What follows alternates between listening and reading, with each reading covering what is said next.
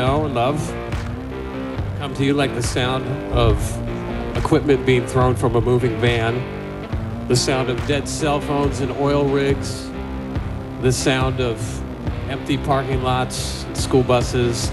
They love to live and live to love. Ladies and gentlemen, Jesus Children of America, the White Stripes. Hello. Come on in. The water's great. My name is Ryan Schaap, and this is the hardest podcast to podcast. I'm about to sneeze. Maybe not. How's everybody doing? This is a podcast that celebrates the White Stripes' entire musical catalog, including two of the songs that I'm holding in my hand. Hope everybody's doing good. Hope you're having a good week. I hope you're gearing up for Christmas or whatever you celebrate. I'm a December baby, so I am recording this on my birthday, my 38th birthday. And my beloved sister got me a outstanding gift for my birthday. I'm sure it was the exact Discogs link that I sent her, but it's the thought that counts. It's the effort that counts. And it is the Hello Operator Jolene picture disc. This is not a Third Man Records reissue. This is Sympathy for the Record Industry 2000 release. We covered Hello Operator, which is the A-side. We did that with the Third Man podcast. And then the B-side is the studio cover of Dolly Parton's Jolene, which we also covered with our friend Andrea Wu. So very cool. This is something I've wanted for a long time. And it looks great. I played the A and the B side, and I'll probably never do that again because you don't need to. So that goes into the pile.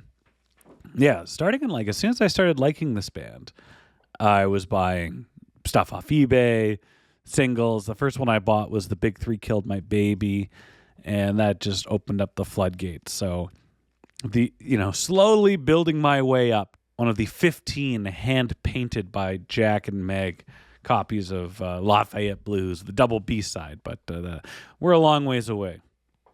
Just going to take a swig of this Diet Coke here. Do you know what they call Diet Cokes? Fridge cigs, because they are similarly addicting. So I've got two things on my mind, and I would like to crowdsource to you, the valued, respected listener. Do you want this show to be in video? Do you want this show to be in video on Spotify or on YouTube? I record them all in video. I use them just for clips. I'm just curious if that's something that you might want, that you would heighten or would heighten your experience in consuming the show. I'm just generally quite curious. I figured a show about two people talking to, a few people talking about a band and talking about music might not warrant it. But, I'm always looking to, improve the show whenever and wherever possible. So if you're listening to this and you go, man, I might really like a video version of this show, or you go, I don't need one, or I'm indifferent, I'd love to hear from you. Everybody consumes their podcast differently. I'm just curious. So send me an email at hardestpodtopod@gmail.com. That email will change in the near future to something more exciting. Or send me a DM on any social media platform except X, the Everything app. Just find us Hardest Pod to Pod. But yeah, video podcast. And if you like the show, even regardless of if it's in video or not, and you want to help support the cause, go to buymeacoffee.com/hardestpodtopod. That link again is buymeacoffee.com/hardestpodtopod. And that's how you help support the show. Anything that you throw our way gets reinvested. We love doing this. We're going to do this until we're not doing it. There's no plans to stop. We're going to rock it till the wheels fall off. But hey, if you want to help throw a couple of bucks our way and help keep the lights on, we're not going to say no. Somebody pledged $5 over the weekend anonymously. So I would like to thank that anonymous donor, and I'd like to thank all the donors that are anonymous. Thank you very much for supporting the show and sharing your positive feedback. The song this week is the Union Forever. Returning guest on the show, Gigi Marie, is here to talk about it. This song is comprised entirely of quotes and lines from the movie Citizen Kane, which is, at least in interviews from 20 years ago, Jack White's favorite movie. Maybe it's changed. People evolve. But he's a big Citizen Kane head, and he put together this song, or the White Stripes created this song. It's outstanding. It's one of their best. And throughout the episode, I argue it should be more popular. It should be more renowned. And like I mentioned to Gigi in just a couple of moments here, it was one of the final cuts of my mystery songs to reserve for Jack White. For your first-time listener, we are doing random episodes every week, except for 3 songs which I've set aside that are completely at random and a mystery. And those are reserved for the man Jack White himself to come on and discuss. That's the whole goal of this show. So if you want to help us achieve our goal, you help spread the word, you grow this footprint, you make this show louder and louder each week, or you do, and you can also do this. You can participate in our call to action. So right now, what I'm asking everyone to do is hit pause on this podcast and go to your streaming platform of choice. Go and listen off of White Blood Cells to the Union Forever. Hit pause now. I'll wait here. Excellent. So there's 2 reasons why I ask you to hit pause on the podcast and go to your streaming platform of choice. And that is so, 1, the song is fresh in your mind as it was fresh in my mind and in Gigi's mind when we discussed this. The second thing is, in order to achieve this goal of having Jack White on the show 3 times, we need to let the fat cats at Third Man Records up on the 94th floor know that we are a receptive bunch. We want them to know there is an impact in what we're doing. So when this week it's the Union Forever, that little blip in their downloading and their listening data on Apple Music or Spotify or Google gets a little bit bigger, and then the correlation takes place. So this is one of the easiest ways you can help grow this show. Go listen to the Union Forever 14 times this week. Eventually that blip will become noticeable. All right, that's it for me. I'm going to take another swig off this Diet Coke, and then it's on to our conversation with Gigi.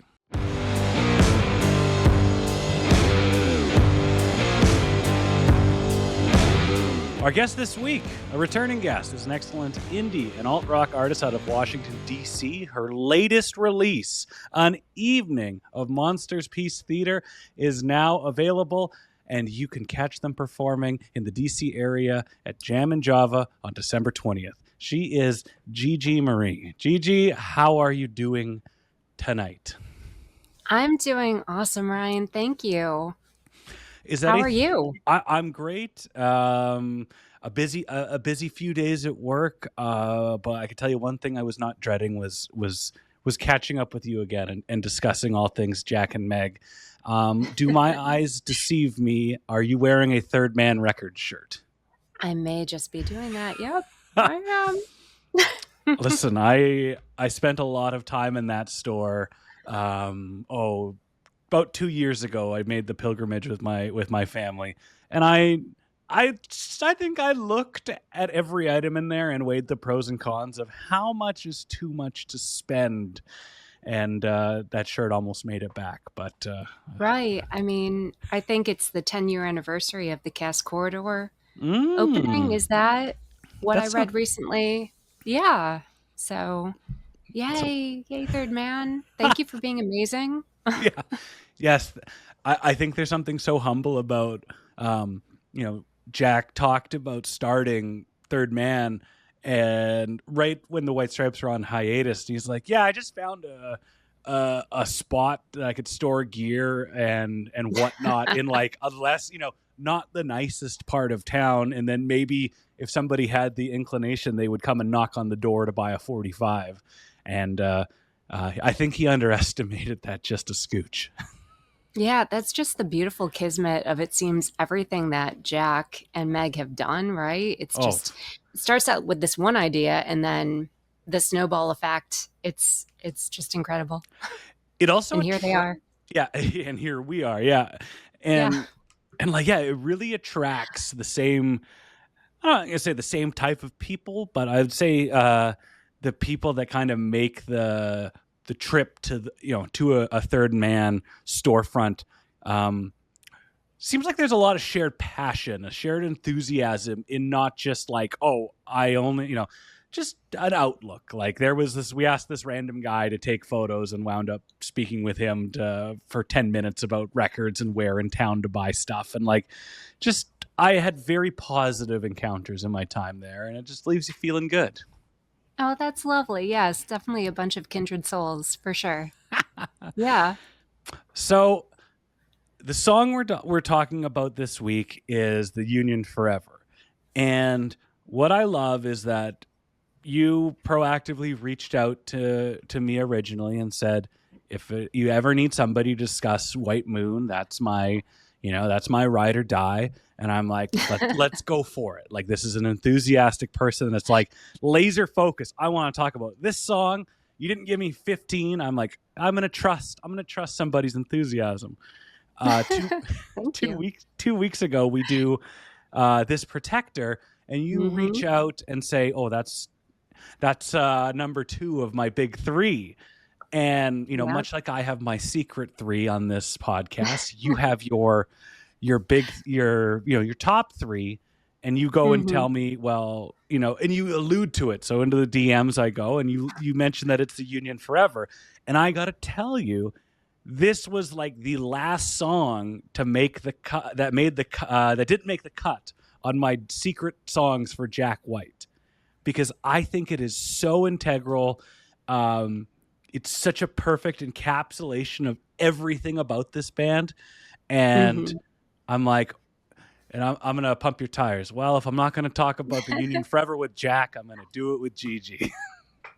Nice. I'm glad to be here for it. Yes, let's pop those tires. First question right off the bat. Is it a prerequisite for this song to have watched the movie Citizen Kane? Not necessarily. But I think context is everything. So the more context and background you can build, the better informed you are. Yeah. And the more nuanced you can be about your interpretation of this amazing song. I was very lucky and fortunate in that I watched Citizen Kane way back when I was little. Like I was probably about 7 or 8 years old the first time I saw it, because it's actually one of my father's favorite films. Okay. So, if you have a sled and you want to listen to the Union Forever, that's a good start. I will confess, I will confide into you and the audience, I have not seen Citizen Kane. I understand. What? I would have watched it if things I've had a busy few days. I was like, maybe I should watch this, and things disappeared. I am going to watch it because if you are a fan, if you did any sort of like film classes, or you kind of consider yourself a cinephile, like Citizen Kane is like one of the most important movies in history and filmmaking. If you are a fan of The Simpsons, you know countless references from it without having seen it. But I haven't, and I don't even really know anything about the movie. I know that there's a sled, and I know there's this and there's that, and there's some pomp and circumstance with performances and sing-alongs. Oh my goodness, Ryan, I'm so excited for you because you get to watch it for the first time. That's like amazing. That's so, I wish I could go back and like revisit that. That's so cool. So I actually rewatched it again after probably about, I don't know, I want to say 10 years last Christmas. And it just is so much cooler watching it as a slightly more experienced person who's been in the world for a minute. It really is heartbreaking, and I hope you get to enjoy it soon. And when you do, I want to hear all about it. Like, I want your reaction so badly. Man, there's a couple of things.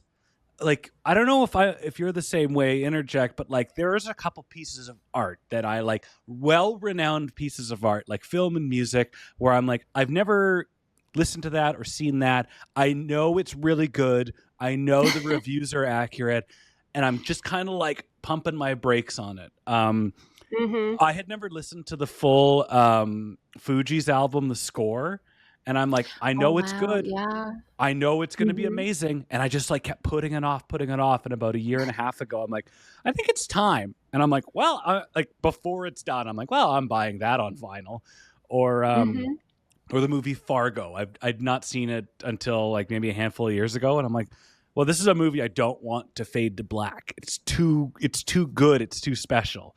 So I know. I have it coming up with exactly. Citizen Kane? So ironically, that's kind of like my whole White Stripes thing. Like, it took me so long to get into the White Stripes because everyone was like, you got to listen to them. Like, they're so amazing. And that's such a terrible reason not to listen to something and enjoy and experience it. But I think that's what and why it took me so long to finally walk into that record store one day and be met with the album, Elephant right in front of me, and realizing that's gorgeous. That's a really, really super beautiful album cover. I need to finally try this. Why not? And then I fell in love, Yeah. So you just never know. Try Citizen Kane. Citizen Kane will be consumed in the very near future, and I'm really excited because without the knowledge of it being Citizen Kane, I thought that maybe only a part of it. I thought maybe the bridge in the song was like a part of the from the movie, because in Under Great Northern Lights, in the documentary, they splice them together, and I'm like, okay, so Jack White loves Citizen Kane, and he's lifted apart from it, that's cool. Yeah. My mindset listening to this song, having not seen Citizen Kane and not knowing the references, I'm envisioning this like I'm basically envisioning Jack and Rose in Titanic, except Jack, where like Jack White is singing the role of like a working class, like honest, genuine man, and the love of his life, whomever that may be, has fallen for a bigwig, a fat cat, or a rich and powerful person just because of these lyrics. So without the context of this film, for a long time, I thought that Jack was singing about a lost love that fell for a man of wealth and fame, and he's on the outside looking in, being like, what else do I have to do? You know what, Ryan? I really interpreted it that way as well for years. It wasn't until recently that I realized each of the lyrics are taken from certain parts of the film. Yeah. And I found that to be such an ingenious little art piece that Jack was able to sew together. But that really blew my mind. I had no idea until, like I said, maybe a year ago. Yeah. And then you even sent me that video just when we were prepping for everything. And I watched it again and I realized, Jack is this crazy genius when it comes to being able to weave together a story, but also the idea that he took everything from that film. I had no idea that the lyric, sure, I'm CFK, but you gotta love me. I just thought he kind of created that based off, like riffing off the idea of Citizen Kane. Yeah. But it's the second wife that screams that at him. Like, that to me gives it so much more context. Yeah. And so much more meaning, that idea that there's the narcissism that comes into it, that idea that everything has to be about this person no matter what. And like, even so, I was in prepping for this, I'm like, I just Googled Citizen Kane, the Union Forever, and it brings up this Union Forever scene on YouTube, and I'm like, oh, this will give me some context. And like, literally, this guy is signing away something I didn't clue in, and this overactive kid, over energetic kid is like playing in the snow, constantly yelling the Union forever. And I'm like, well, that doesn't help me at all. But in the context of how I misinterpret, or of how I am interpreting the song, not knowing the film, I picture a holy union, a marriage, and like some guys screaming like, you said the Union forever.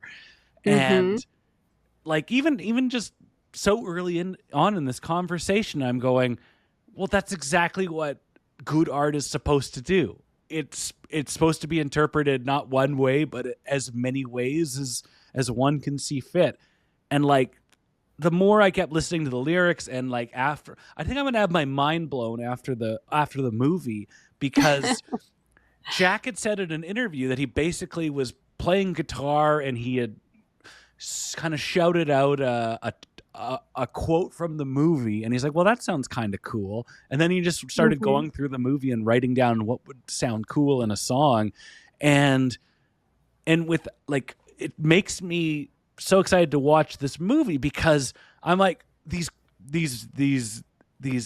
quotes lifted from the film were put in a song this way. I've interpreted them this way. And like, from what I have interpreted as like the darkest part of this song, could be from the most jovial part of the movie. And until you ingest all that art, there's really no way of knowing what the scope of this piece is. Right. It's so true. And when you think about the time period when the movie is set, and also that idea of just the little boy screaming the Union forever, right? I didn't realize until I was doing research for this podcast that that's taken from a Civil War song of some sort. Like, it's actually taken from, which makes sense because he would have maybe heard that through the years or whatever.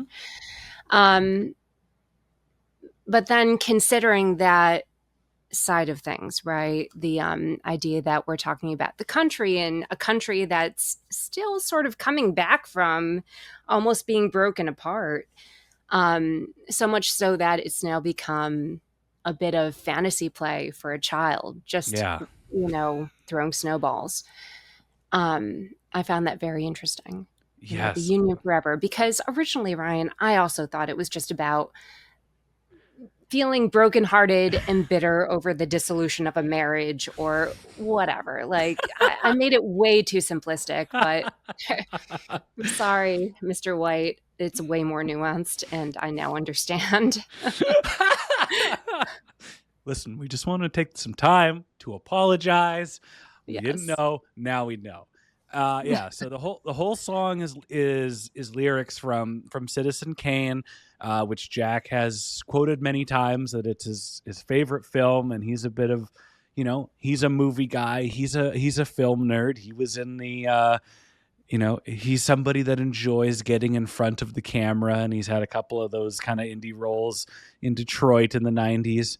But this song is outstanding.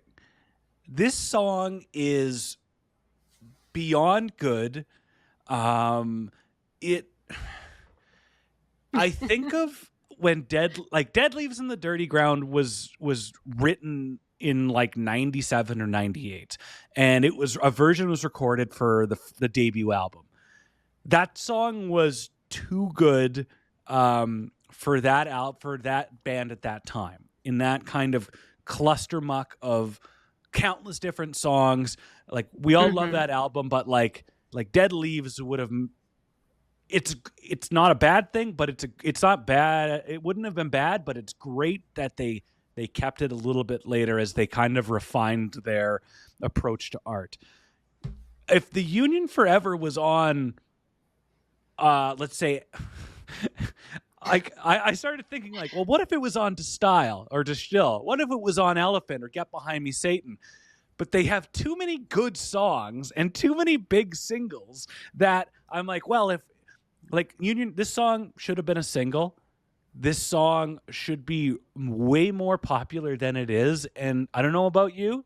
Share your thoughts. It should be a lot more well-known and renowned than it is. No, I agree completely. I also have to laud 100% just the live performances. I wish I'd seen it like in person, but just like going through and watching the video, watching the tape of Jack performing, especially that monologue, right? There is a man, a certain man. And the energy, like you're saying, his acting chops, what he's able to put into that, there's nothing quite like the performance he can give consistently from performance to performance. And I don't think he's been given enough credit for that. I mean, it's just, it's pretty mind boggling when you think of it. It's a song like in going back and revisiting this band, you go and watch performances from, let's say 1999 or 2000, or even after White Blood Cells comes out, where they aren't at their maximum ability. They haven't found that confidence, and they're still trying to like determine, this is what we do really well, and this is why it's really well. So like, they're a very special band, but they're a little reserved. But every performance I have seen of this song it's every time Jack White has watched that movie and felt something and appreciated it and loved it for as long as he has, it's on display every time he performs this song, whether with Meg or now as a solo artist. Right. And that's the idea of art coming from a place of love, like art coming from a real place. Yeah. If the person creating whatever they're creating isn't doing it from some point of honesty or truth, then it's not going to have that impact on us for sure. Yeah. And the idea that he is, like you're saying, just able to every single time, like it comes across as something that is real. Yeah. It has to stem from someplace real for himself. Of course. So absolutely. Yeah. And the love first. Yeah. And even you said like, oh, Citizen Kane was your dad's favorite movie, so it holds that place. And like, yeah, we all have those things that we're growing up with that we connect with fondly, and then just want to, whatever it is you want to build off of that. It just, that passion and that positive memories just resonates so much better from it.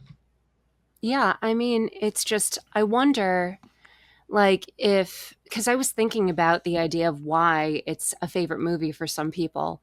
And I like it because of my father. My father, I think, really loved it because he understood the fear of abandonment that maybe Citizen, like, Charles Foster Kane felt. And not to impose any of my weird armchair psychology on anyone. That's what this show is for. My dad was one of 9 children. Oh my! He was born to like an immigrant Italian family. They were farmers. They had enough to have like a big farm. And one of his first memories is being brought to the farm in a bushel basket that served as like his playpen. Oh my! And he was like dead in the middle of all of the 9 siblings. Okay, so so talk about like not really ever having a say in anything, not really anyone caring about what you felt or what you thought, or you were just there to serve a purpose. Yeah. And many times he felt like he was one of the commodities of the family. Yeah. I mean, he was there to kind of work on the farm. He wasn't able to play basketball. He wanted to play basketball. He wasn't able to kind of do everything within him that he thought was valuable. That wasn't valued by anyone else.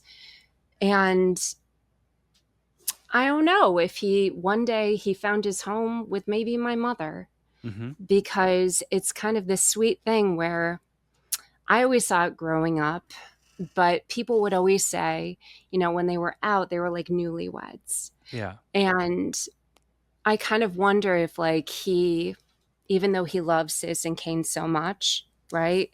I think there was kind of like this sense of like pity he felt as well for the character, because the character never quite found what he found, that home, or found that sort of sense of, oh, I belong here. This is me, and you accept me, right?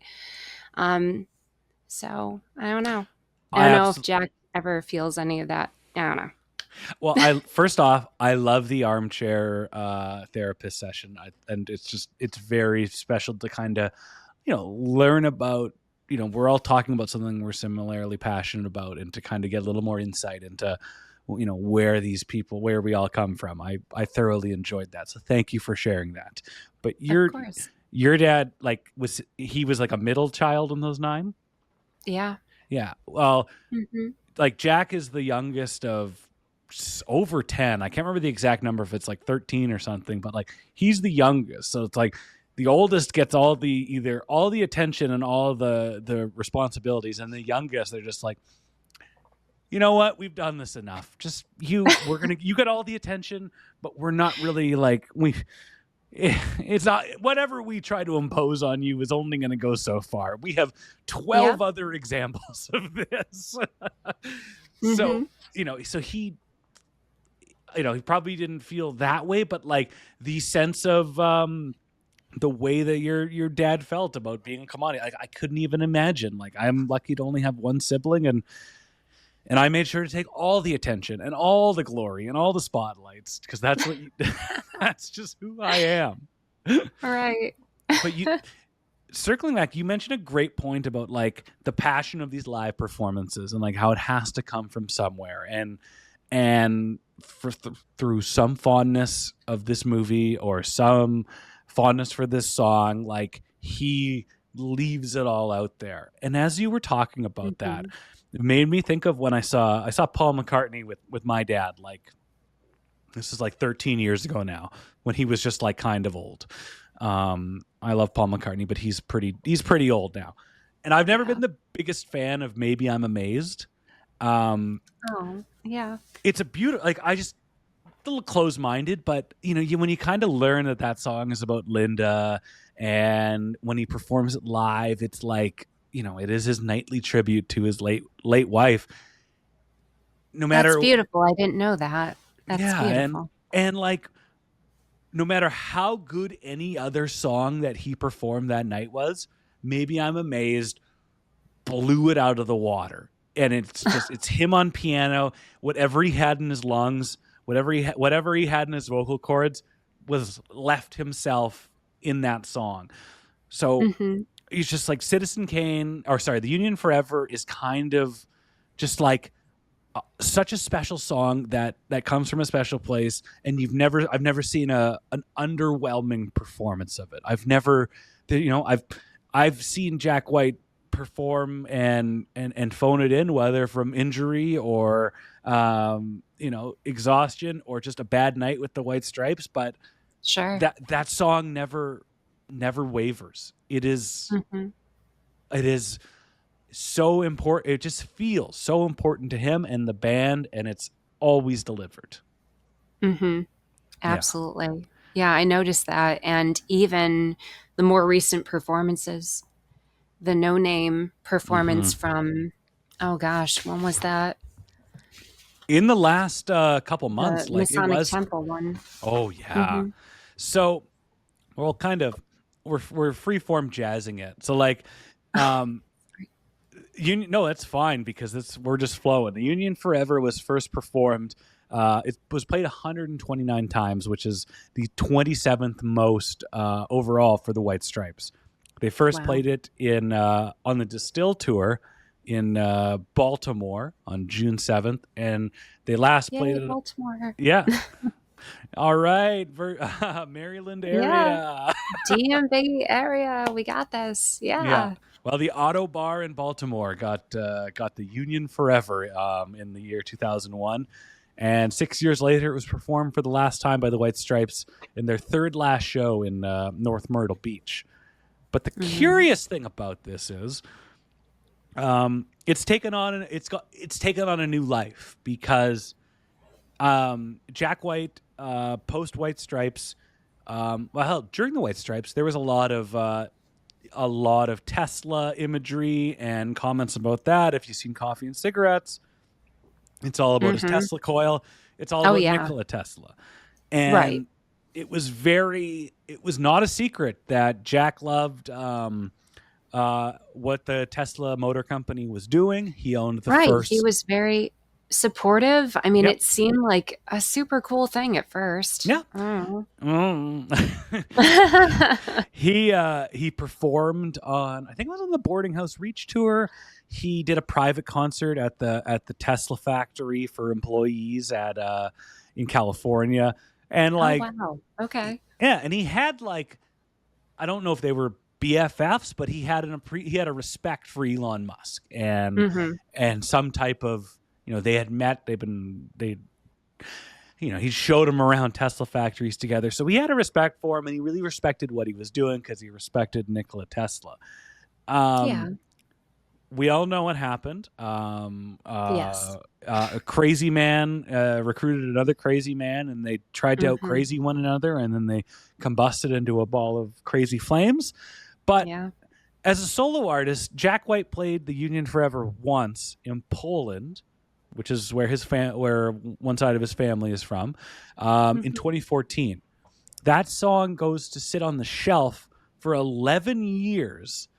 And then in basically 15 times on the No Name tour, he busts out the Union Forever. And it's become a bit of a protest song, an anti-Trump, an anti-Elon song.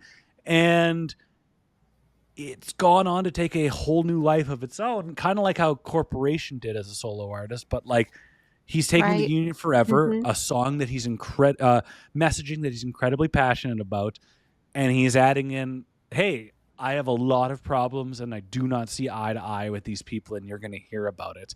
And very recently, it takes on a incredibly new, just as powerful life as this protest song. Yeah, I admire him so much for doing that and for being brave enough to do that. Yeah. It's funny, like whatever's happening here is winning, like they're underwater with anyone who's on the left or the right. Yeah. I mean, that's just the fact of the matter. And we're supposed to have a system of checks and balances, right? And the system is supposed to work with the people who are within it and operating it. But it's very interesting and it's very inspiring. And it gives me a lot of hope to have someone brave enough from the outside of the system, willing to speak up when other people in the system won't. Yep. So thank you, Jack. Well, and he's, I respect and agree with almost all of his messages and comments and posts on Instagram. I do kind of navigate like, he's kind of becoming an old man, which he is, but I agree with everything he's saying. He's being a little crotchety. No, don't say that. but he wasn't afraid to speak out, and he has never been with the current administration, and it was wild to see. Like, he's been incredibly vocal against those two people, and then it took him criticizing the look of the gaudy gold spray painted Home Depot medallions in the Oval Office to warrant a official reaction from the office of the White House. And I'm like, if that's what set him off, all the power to you, brother. Yeah, exactly. Keep doing it. On the right track. Yeah. So, like, back to the guts of the song. There's a couple of chapters of this song.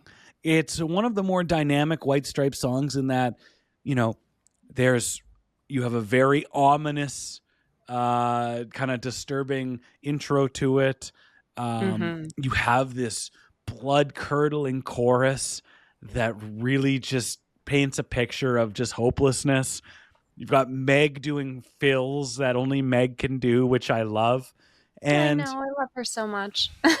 and it's got this like jovial, upbeat bridge before going back into the pain and the anguish.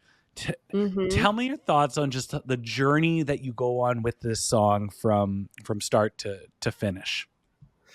In a very broad, just to take the paintbrush and just put everything on the canvas, it's life, right? It just feels like it is the journey of what we experience when it comes to the joy and the heartbreak of life. Yeah. So, you could have those moments where you feel very down, where you feel very like forlorn, nothing's ever going to go my way. Well, I guess love for me is lost, right? There's no chance. And then you kind of maybe sneak in with that little bit of cheeky bitterness that comes in, like thinking, well, at least my lot might be better than others. Not saying that's what the lyrics necessarily mean. But there is a sort of, even though this person is supposed to be on a pedestal, you have a feeling that you're not supposed to want to be that person. Yeah. Does that make sense? Yeah. Totally. So there's that commentary, which is like kind of taking the power back. Like, yes, I might be heartbroken now, but I'm going to take the power back and I'm going to regroup and go on from there. And then, you drift into a little more fun, and then it's back to possibly a lull, right? Yeah. Or the realization, is this jaded? I don't know. That, is there such a thing as true love or, the union forever? That was untrue, or it can't be, like it can't ever be. Yeah. Even though someone may mean for it to be, can it ever really be? For there is no true love, it can't be love. And like, just, yeah. And then another door just opened up in interpreting the song of like the jadedness of it's like, well, you're not saying there's no love after you have that anguish, but like, it's just not going to be as blinders on all,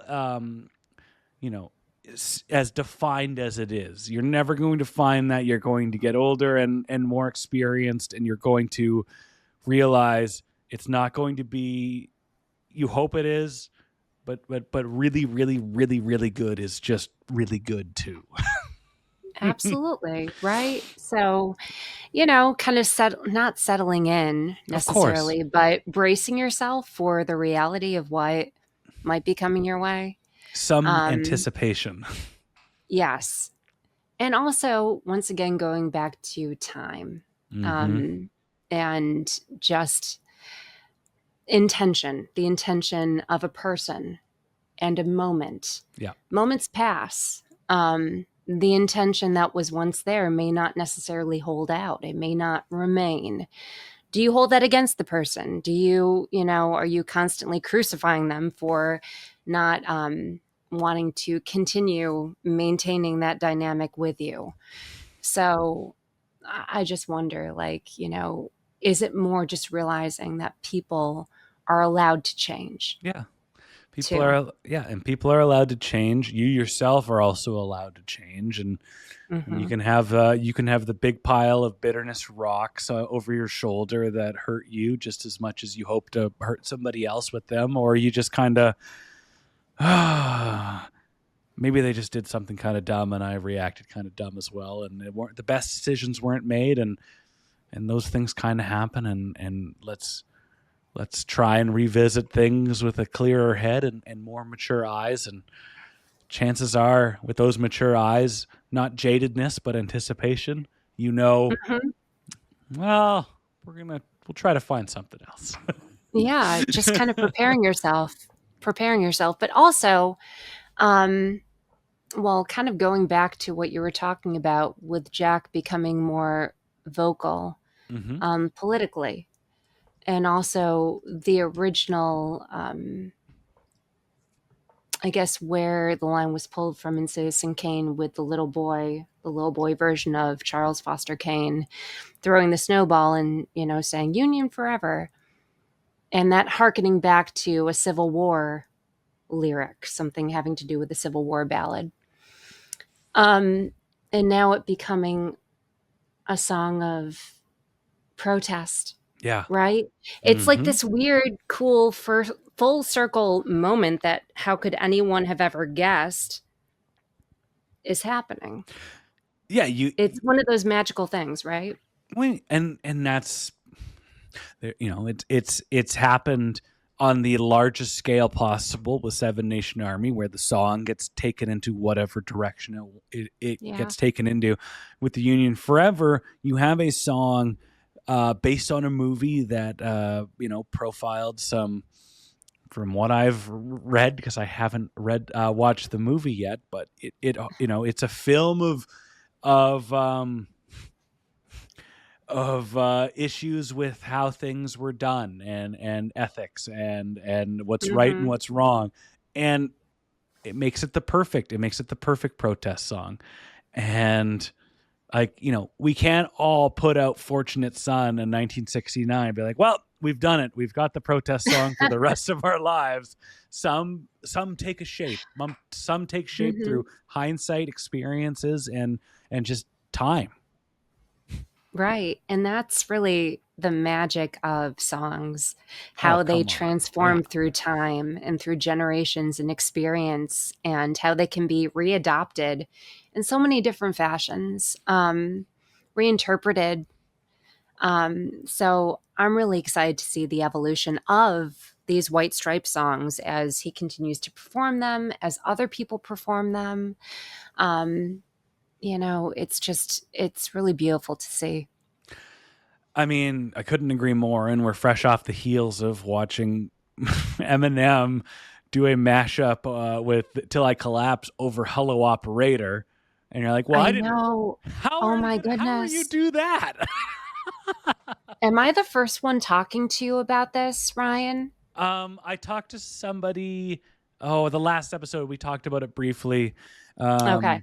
But tell me your thoughts, because before you continue, this has been that performance, that mashup, regardless of what we think of our pal Slim Shady, mind blowing. It's so I've never seen in this world of in this world in 2025, where everything is so niche, and the only thing that hits is through good or through bad, what happens at the Super Bowl or what the president says, to have a afternoon Thanksgiving football game 7-minute performance cast a net of tens of millions in praise.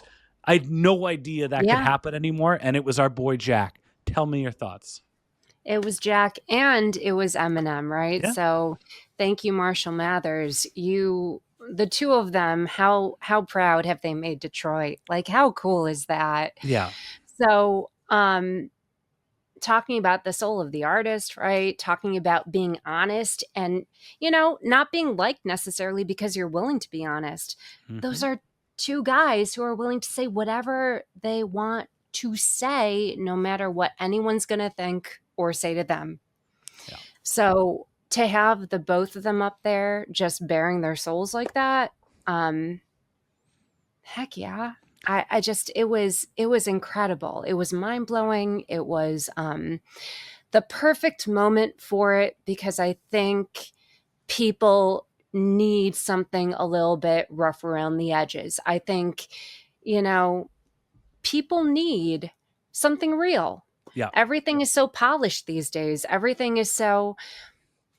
As musicians, I don't know how aware of this you are, Ryan, but AI musicians are popping up all over the place. They're getting crazy streams everywhere. It's becoming a thing where what is real, everyone's second guessing it. Yeah.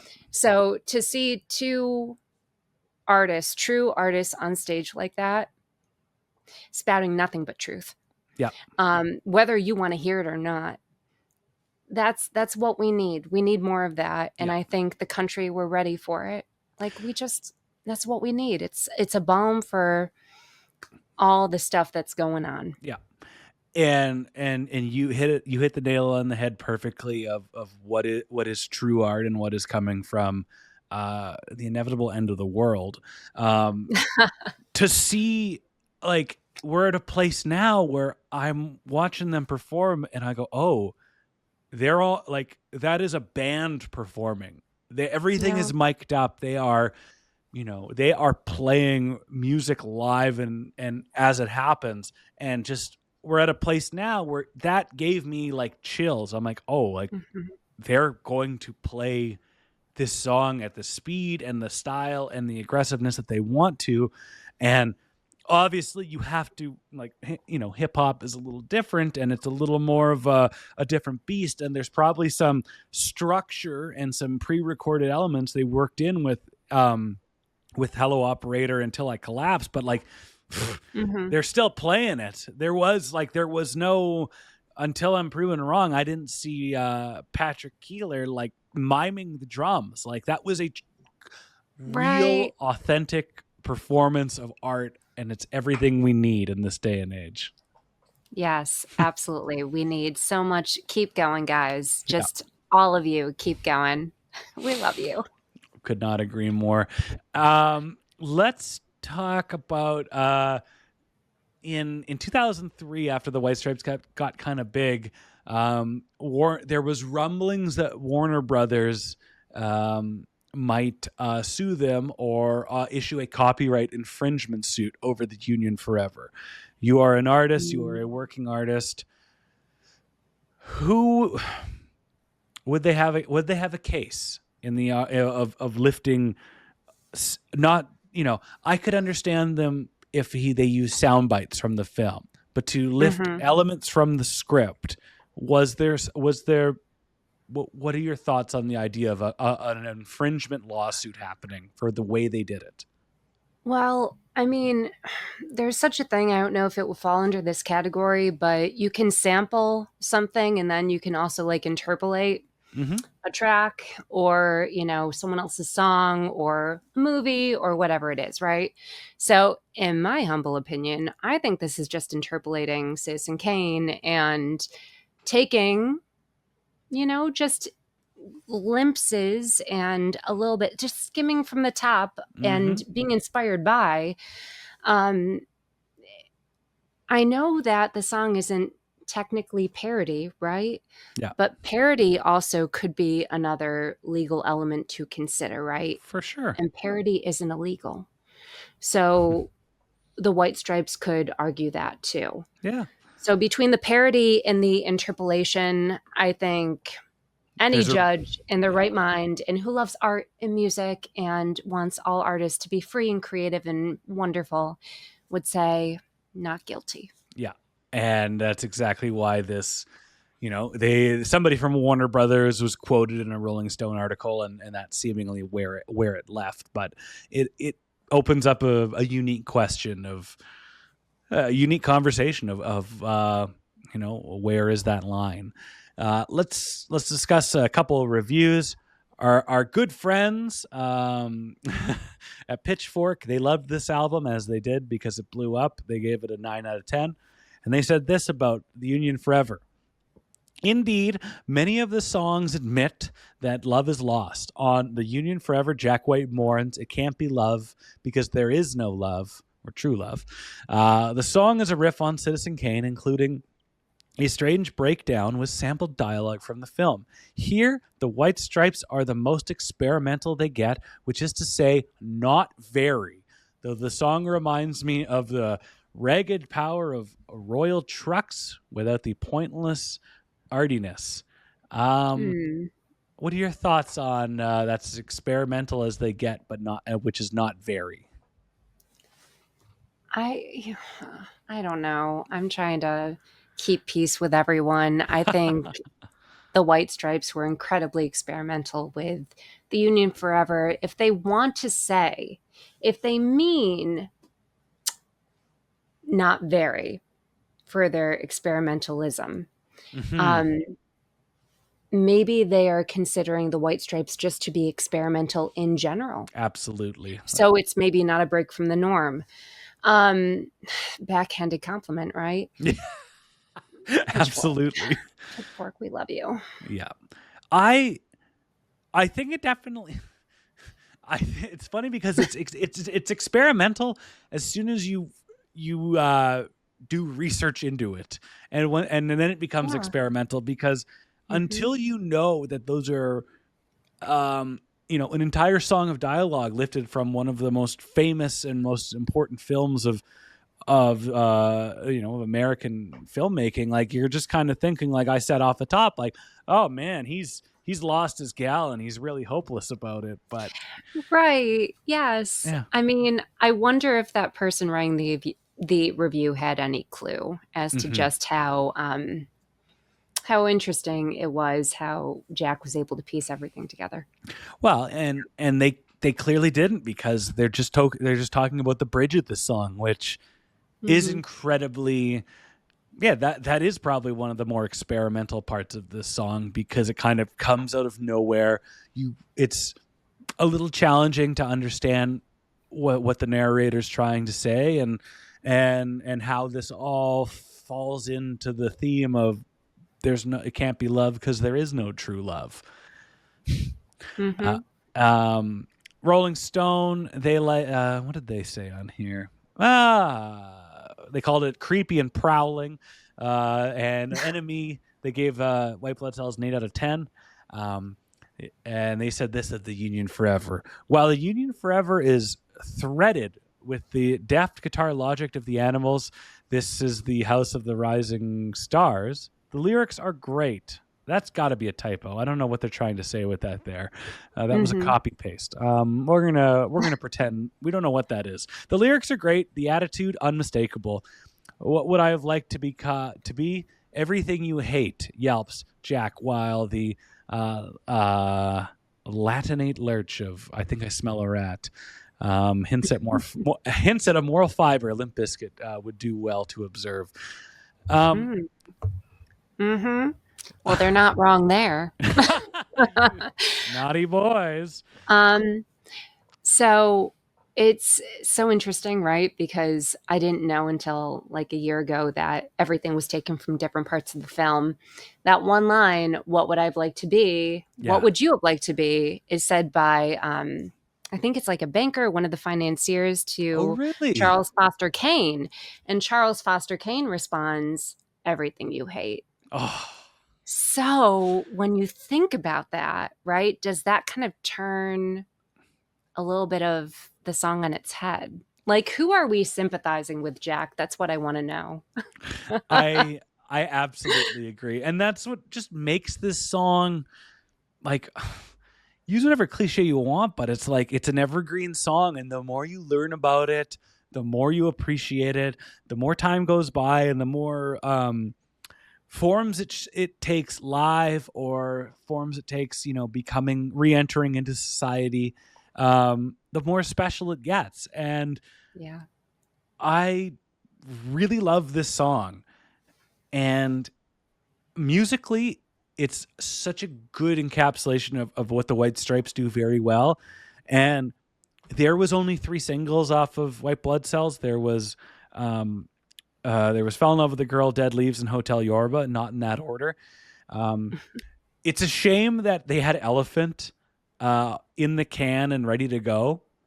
And because they were waiting for the buzz of White Blood Cells to die down so they could put out Elephant and Seven Nation Army as the first single.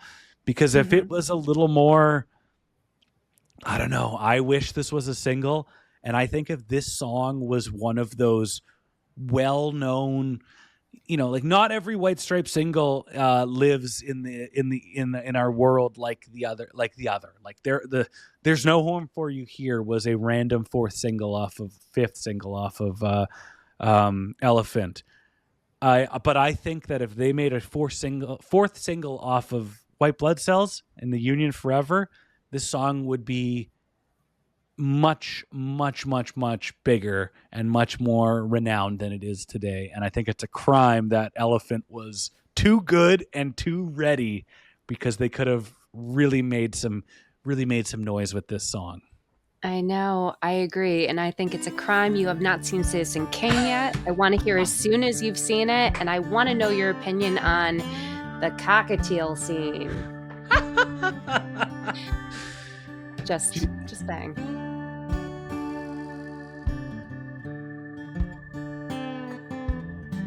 Okay, that was Gigi. I'm Ryan and Gigi. outstanding person to talk to about the White Stripes. And yeah, I absolutely enjoyed that conversation. And like I said towards the end, I looked down and 45 minutes had gone by. You know, not that I expect these to be slogs or challenges, but some are definitely easier than others, and this was one of the easiest. So I thank her so much. Go check out her music. We'll be back next week with a outstanding song. With a dear guest, but man, does this song kick ass, and I'm very excited to have the conversation on this, the Hardest Podcast to Podcast, which is hosted and produced by Ryan Schaap, artwork by Catlin Likely, Amanda Schultz is our assistant editorial producer, Mike Noble is our Gato.